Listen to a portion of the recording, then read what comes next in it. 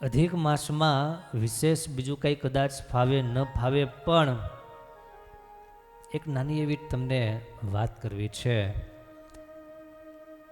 ઘરમાં લક્ષ્મીજી રેલમ છેલ કરે, સાથે સાથે શાંતિ અને સુખ પ્રાપ્ત થાય, એના માટે અધિક માસ દરમિયાન વિશેષ બીજું કંઈ કદાચ ન કરી શકો, પણ કમસે કમ ષડક્ષરી જે મંત્ર છે, મહાસમર્થ છે, ભગવાન પુરુષોત્તમ નારાયણ દ્વારા અપાયેલો આ મંત્ર પુરુષોત્તમ માસ અંતર્ગત આ મહામંત્રનું ઉચ્ચારણ આપણે કરીએ.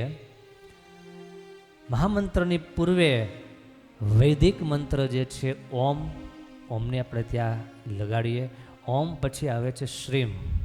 બીજ મંત્રમાં ગોપાળાનંદ સ્વામી જે શ્રીમ મંત્રનો પ્રયોગ કરેલો છે, એ શ્રીમ એટલે લક્ષ્મીજીની શક્તિ એ શ્રીમ બીજમાં જોડાયેલી છે, એમાં પ્રવૃત્ત છે. માટે ઓમ શ્રીમ સ્વામિનારાયણ, ઓમ શ્રીમ સ્વામિનારાયણ આખો મંત્ર એનું ઉચ્ચારણ એકદમ સારામાં સારી રીતે પૂર્ણ રીતે એનું ઉચ્ચારણ થાય.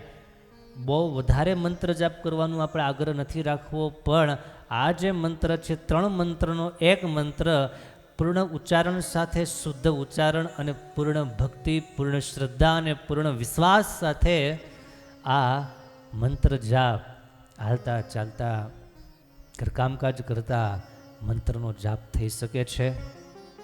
ભગવાનને પ્રાર્થના કરજો આ પુરુષોત્તમ માસ અંતર્ગત કે હે પુરુષોત્તમ નારાયણ, આપ રિદ્ધિ સિદ્ધિ સમસ્તના સ્વામી છો, સમસ્ત આપ પ્રદાન કરનારા છો, માટે અમારા ઘરમાં સુખ સમૃદ્ધિ આનંદ અને સત્સંગની વૃદ્ધિ થાઓ, અમારા ઘરમાં અમારા પરિવારમાં શાંતિ અને સમૃદ્ધિ પ્રગટ થાઓ.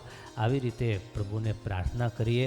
અમારા ઘરમાં લક્ષ્મીજી પધારો, સદલક્ષ્મી દ્વારા બહુ સારા સત્સંગના સમાજના સારા કાર્ય કરી શકીએ અને આપના આશીર્વાદ પ્રાપ્ત કરી શકીએ, એવી શુભ લક્ષ્મી અમારા ઘરમાં પ્રગટ થાઓ. એવી લક્ષ્મીની જરૂર નથી કે જે લક્ષ્મી કે જે ધન ઘરને વેર વિખેર કરી નાખે, બધાને છીન ભીન કરી નાખે, એવી લક્ષ્મીની જરૂર, એવા રૂપિયાની કોઈ જરૂર નથી.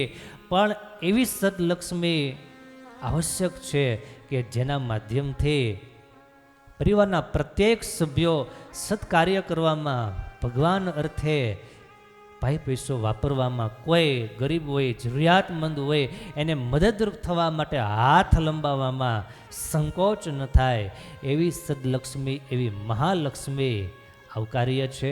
એવી ભગવાનને પ્રાર્થના કરીએ. પ્રભુ અમારા ભોગ વિલાસ માટે નહીં, મોજ શોખ માટે નહીં, પરંતુ સત્કાર્ય કરવા માટે અમારા ઘરમાં સદલક્ષ્મી પ્રગટ થાઓ.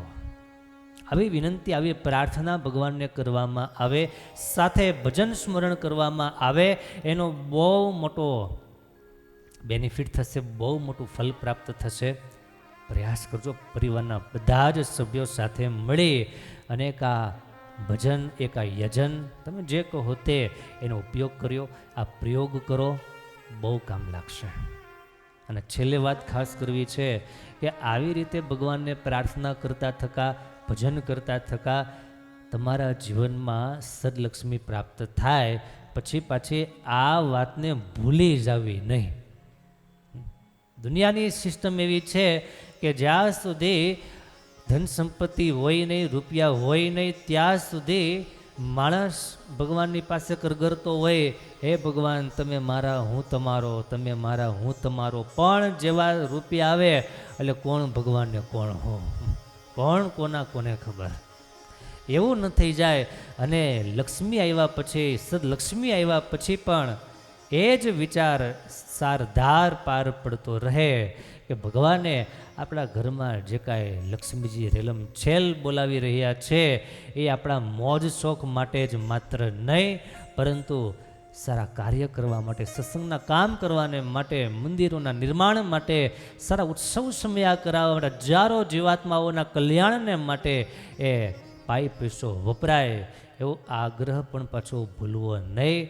તો ભગવાને આપેલું સાર્થક થાય અને ભગવાન આપીને રાજી થાય, ભગવાન આપીને પણ આનંદમાં રહે કે મેં યોગ્ય જગ્યાએ આપેલું છે.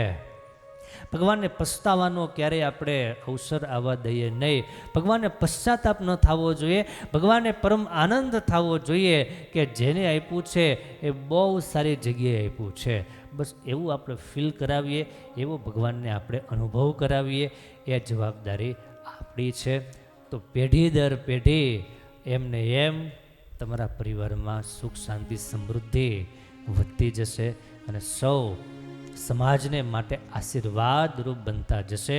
માટે અધિક માસ અંતર્ગત થોડીક આ વાત તમારા કામની હોય, કલ્યાણની હોય, ઉપયોગની હોય માટે કરી છે. અને એકવાર, બે વાર, 3 વાર સાંભળી અને જે વાત કરવામાં આવી છે એ વાતને ખાસ સમજજો, સ્વીકારજો.